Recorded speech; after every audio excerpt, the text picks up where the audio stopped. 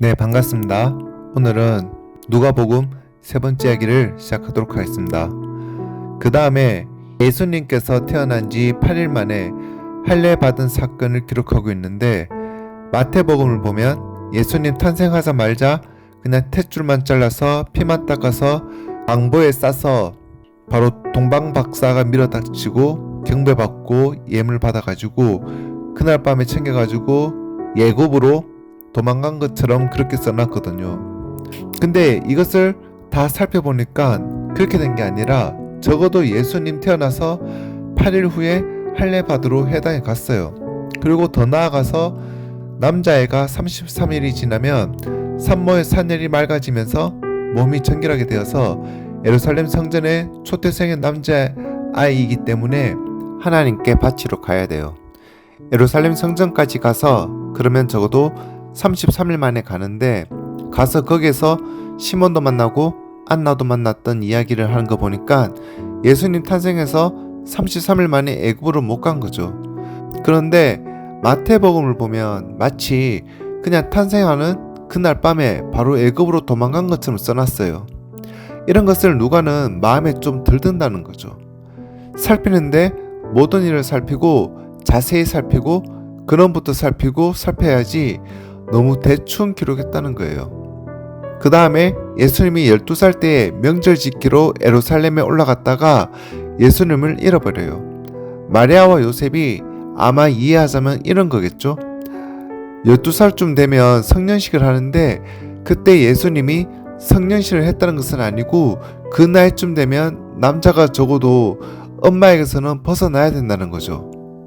그때는 아버지가 아들에게 나도 너의 아버지이긴 하지만 나는 그저 내가 이만큼 성장해서 참 아버지, 영원한 아버지, 하나님 아버지를 만날 수 있게 알게 하는데 정도까지 내가 너를 키우는 것이고, 이제부터는 너의 영원한 아버지가 있어. 너의 영원한 아버지는 하나님이시다 하고 하나님을 소개하고 스스로 그때부터 토라하는 율법서를 읽을 수 있도록 주어집니다. 그래서 그때부터 토라의 아들이라, 율법의 아들이라 하면서 율법적 의미를 어른과 똑같이 지는 그런 때가 12살, 13살 정도가 되는데, 지금도 히브리 소년들이 이스라엘 땅에 가면 목요일마다 통곡의 벽 왼쪽에 굴이 있어요. 그 굴 안에 가면 히브리 소년들이 와서 성년식을 해요. 12살, 13살 정도 되면 완전히 어른과 똑같이 인격적으로 대우를 받죠. 제일 빨리 성년이 되는 게 이스라엘 사람들이에요. 그래서 14살이 되면 결혼할 수가 있는 거예요. 어쨌든 그때 돌아오는 길에 마리아가 보니까 예수님이 안 보이거든요. 그러니까 엄마 아빠가 함께 가는 것이 아니라 엄마는 엄마대로 아빠는 아빠대로 갔겠죠. 그러면서 엄마는 아빠와 같이 가는가 보다 하고 안 챙긴 것 같고, 아빠 또한 엄마랑 같이 가는가 보다 서로 안 챙기고 간 거죠. 하루 길쯤 가다가 중간에 엄마 아빠가 만났는데 우리 아들은 어허 무슨 소리야 해가지고 시골 사람이 소리에 가서 애를 잃어버린 거죠. 지금처럼 경찰에 있는 것도 아니고 방송에 있는 것도 아니고 그렇다고 신문도 인터넷도 있는 것이 아니기 때문에 전부 일일이 입으로 쫓아가서 물어봐야 되고 얼마나 당황했겠어요. 예루살렘 온 거리를 찾았는데 그러다가 성전에 가서 예수님을 만난 거죠. 그 사건도 다른 복음서에는 안 나오고 누가복음에는 나오죠. 그 다음에 족보를 챙기는데 마태는 아브라함, 이삭, 야곱 그 이하로, 아브라함 이하로 예수님까지 썼거든요.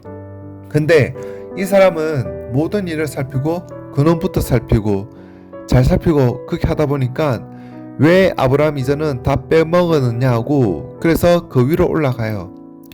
아브라함 이상은 누구요? 그 이상은 누구요?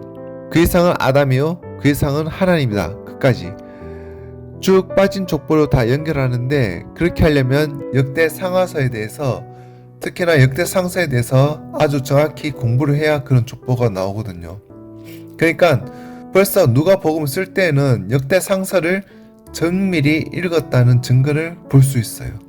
그리고 세례요한 탄생기사도 보면 아비야 반열에 제사장 하나가 있는데 이름은 사가랴라 이런 말이 나오죠. 아비야 반열, 이런 말은 역대 상서를 안 읽어보면 그런 단어가 안 나와요. 역대 상세의 해마 봉사에게 역할 분담을 할 때 한 반열이 1년에 2주간을 해마 봉사를 하게 돼요. 즉, 한 반열은 15일간 봉사를 하는 거죠. 그러니까 아비아 반열이라고 하면 8번째 반열이거든요. 그런 정보도 역대 상서를 안 보면 전혀 그런 말이 안 나와요.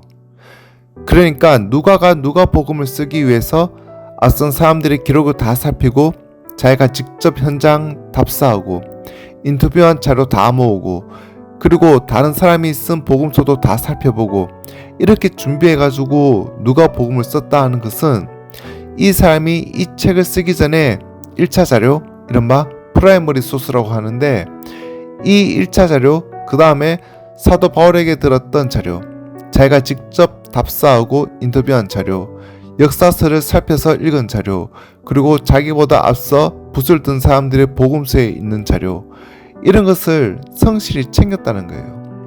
그런 것은 이 본문을 읽어보면 어떤 자료를 얼마만큼 준비해가지고 이 책을 썼는가 하는 것을 내용을 읽어보면 알 수 있어요. 적어도 성경을 성실하게 공부하는 분들은 그런 것까지 다 살펴봐야 됩니다. 자, 오늘은 여기까지 하도록 하겠습니다. 감사합니다.